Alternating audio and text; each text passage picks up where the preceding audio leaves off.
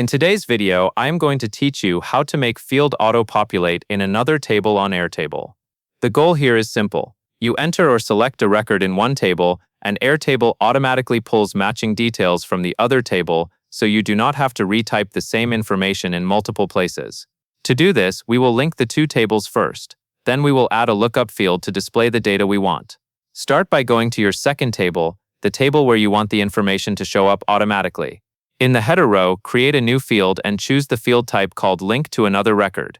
This is the connection that allows Table 2 to reference records that live in Table 1. When Airtable asks which table you want to link to, select Table 1. Then click Create. At this point, you have built the relationship between the two tables. A helpful tip is to give this link field a clear name, like Related Record or Table 1 Link, so it is obvious what it connects to later. Next, you will add the field that actually auto-populates.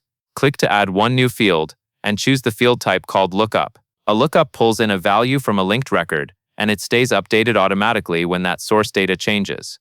Once you select Lookup, Airtable will ask which linked field to use. Choose the link field you just created that points to Table 1. Then you will choose the specific field from Table 1 that you want to display in Table 2. For example, you might choose a name field or a start date field. Select the field you want, and you should immediately see how Airtable is prepared to display that value whenever a record is linked. If you need to adjust what the lookup shows, open the field menu and choose Edit Field. From there, you can switch the lookup to a different source field, such as changing it from name to start date, and then click Save. Now, when you click into the link field in Table 2 and select a record from Table 1, the lookup field will auto-populate with the matching information from that linked record. And that is all there is to it.